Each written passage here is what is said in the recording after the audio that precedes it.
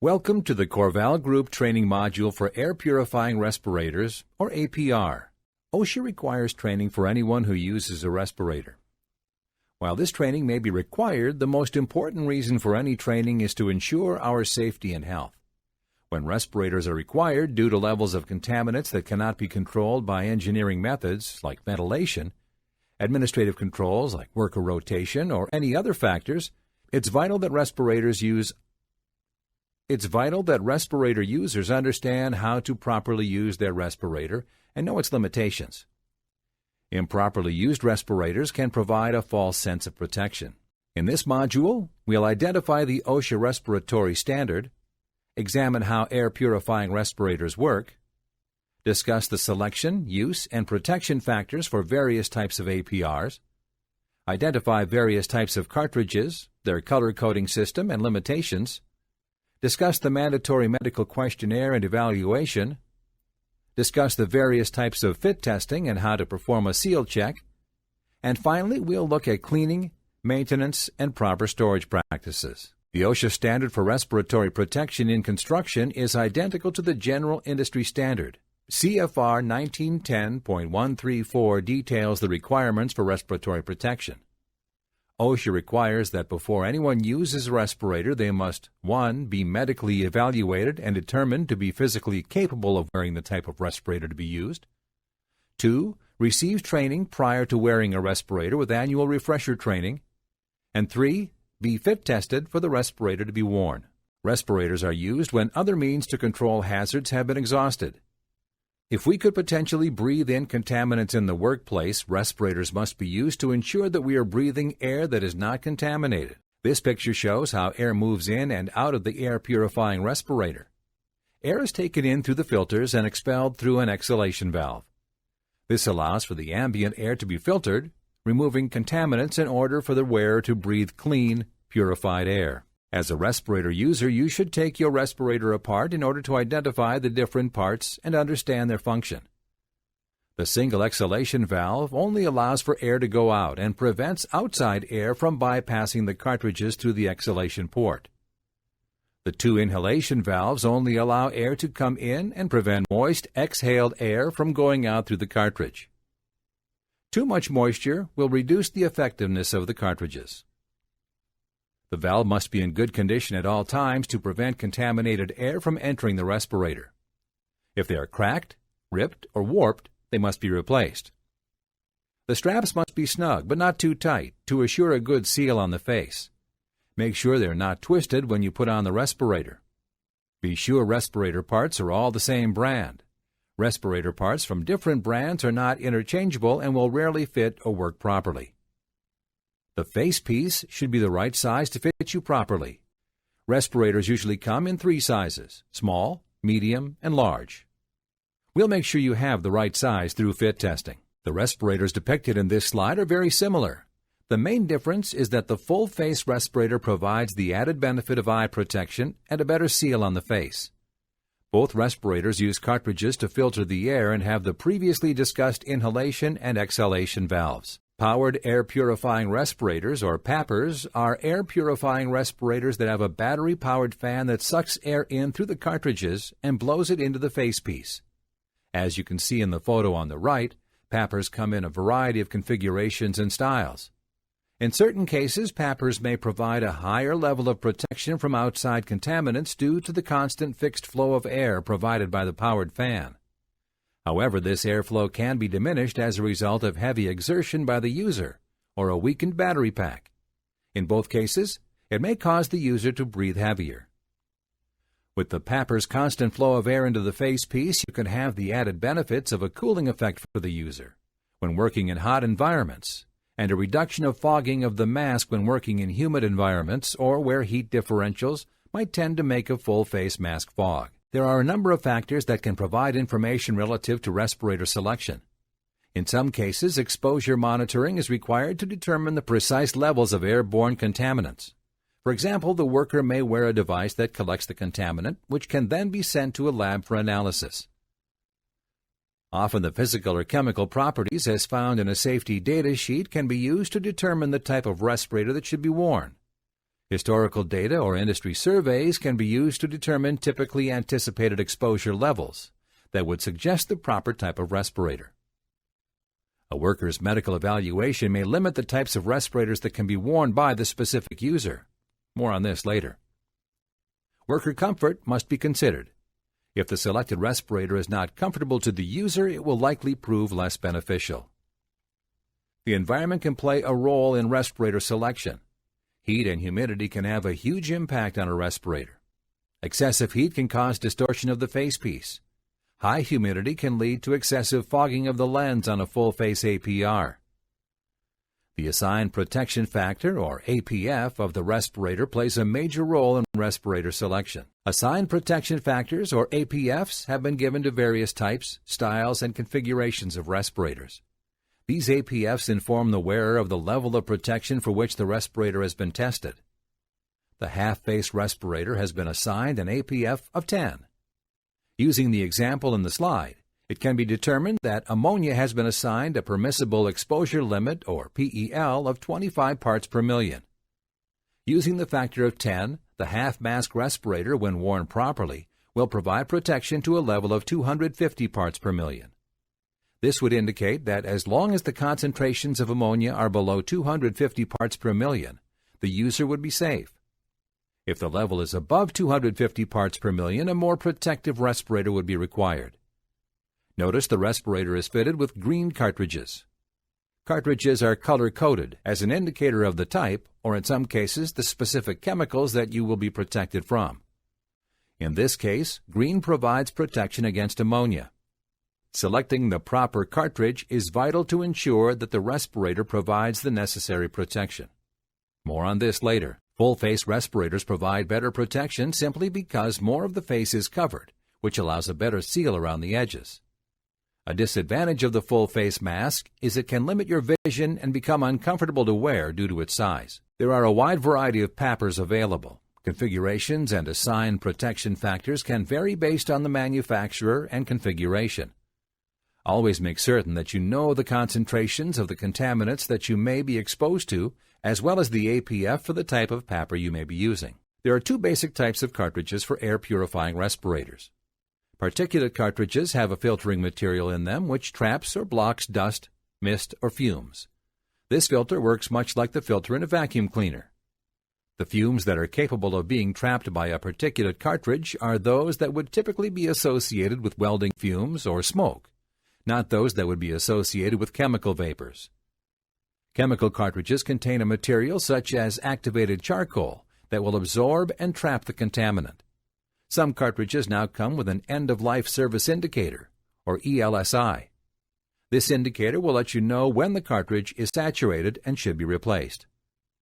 Combination or stacked cartridges are available that provide the benefit of both the particulate and chemical cartridge. The list on this slide represents cartridges that are commonly used. Cartridges are color-coded to show what substance they should likely be used for.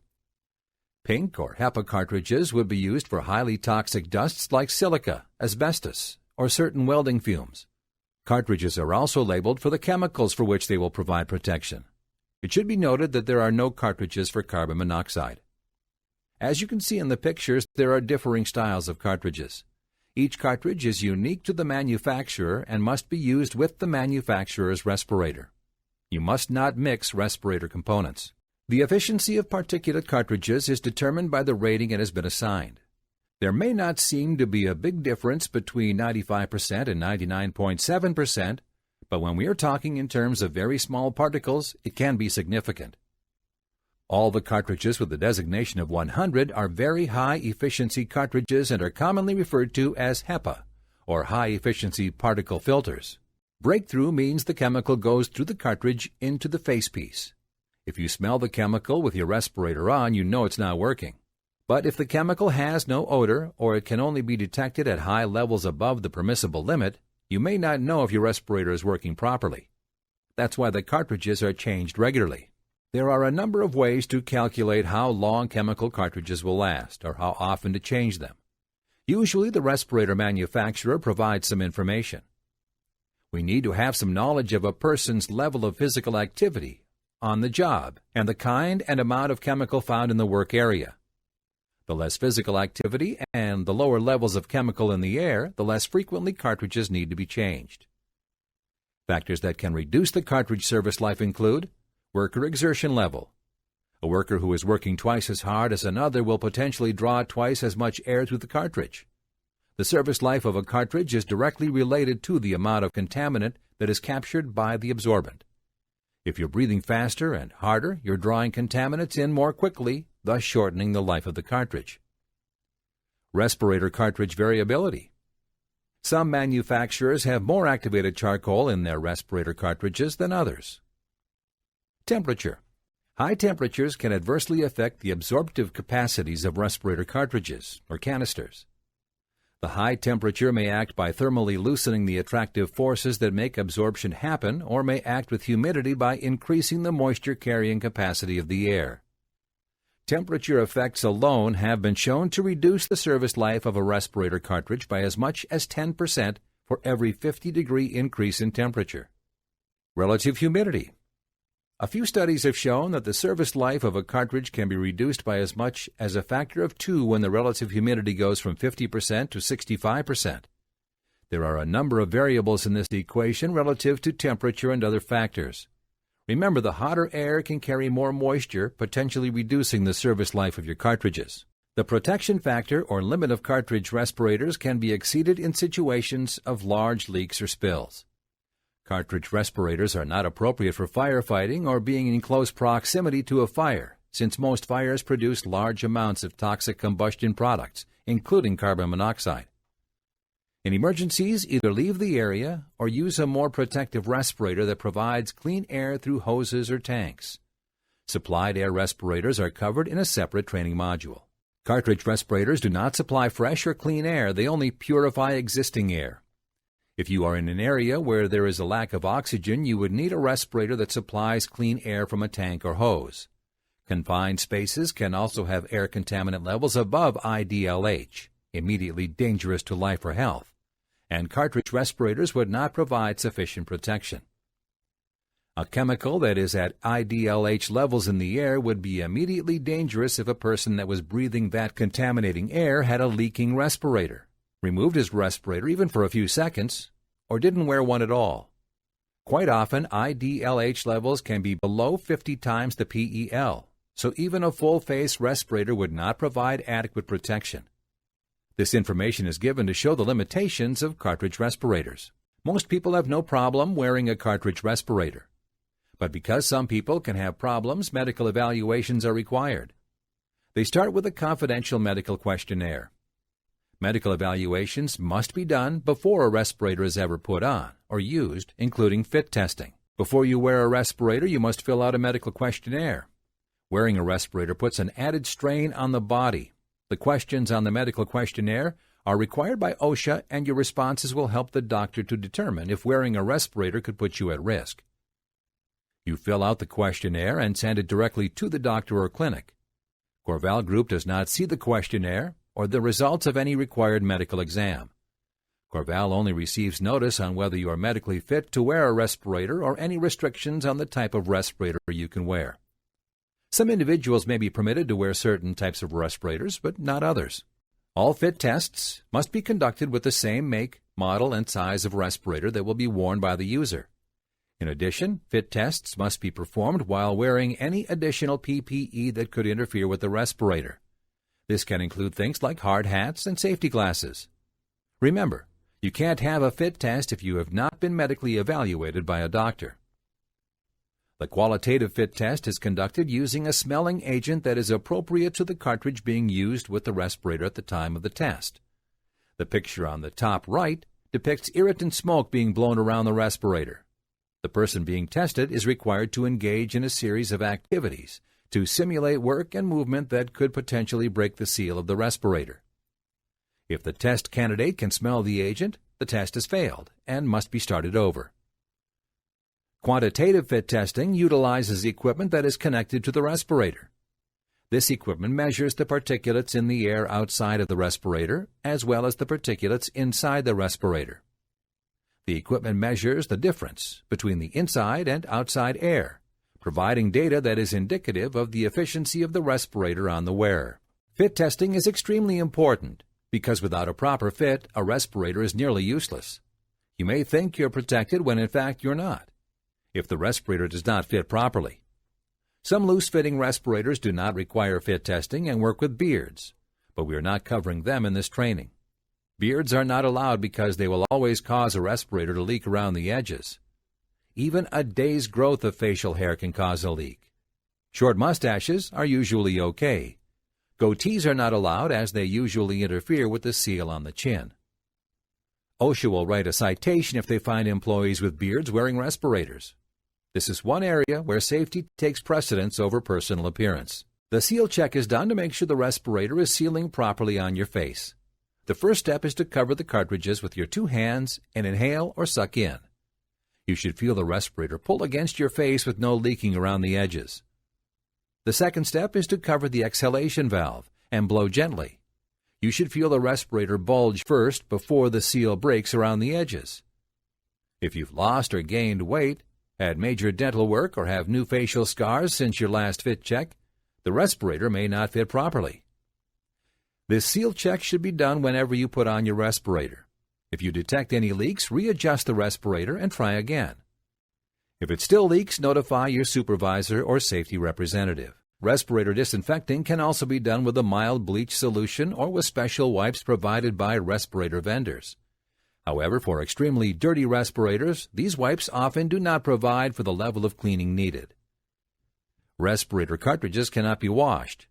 Cartridge respirators should not be shared or exchanged with other employees for sanitary reasons and because they may not fit. Notify your supervisor if you notice your respirator is noticeably dirty between cleanings.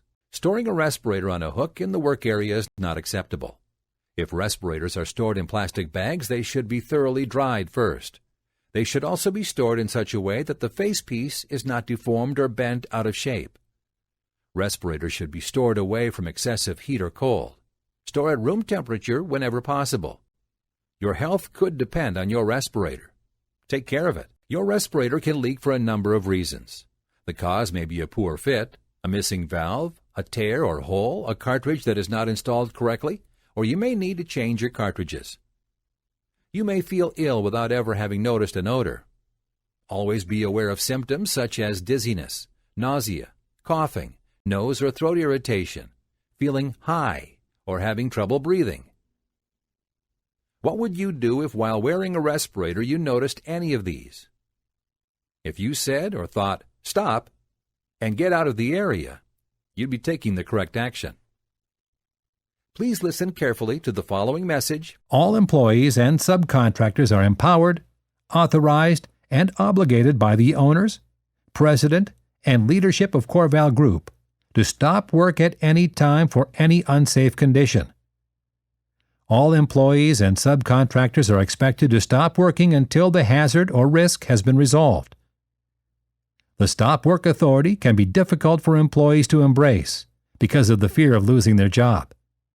Be assured that no employee will ever be penalized for using stop work authority. Okay, I used my SWA. What now? You must make sure that everyone who has the potential for exposure is made aware. Contact your immediate supervisor, project manager, or safety representative. Remember, never return to work until the hazardous condition has been corrected. In summary, respirators can be very beneficial to our health when used properly. Improper selection and use can provide a false sense of security. Always make sure that you understand the limitations of the respirator and cartridges that you're using. Always ensure a good fit by having a fit test for the same make, model, and size of respirator you're wearing. Always perform a seal check each time you put a respirator on. Always clean and properly store your respirator. And once you've been medically cleared to wear a respirator and are proceeding with fit testing, additional instructions and training will be provided. This will include, but is not limited to, donning and doffing or putting your respirator on and taking it off. These instructions can vary based on the types and model of respirator being used. Thank you for participating in this Corval Group Air Purifying Respirator Training Module. Remember that no training can possibly identify all hazards that we encounter. Always remember how important your role is in identifying hazards. Always take the time to plan your work and analyze the hazards associated with each task. If you have any questions, contact your supervisor or safety representative.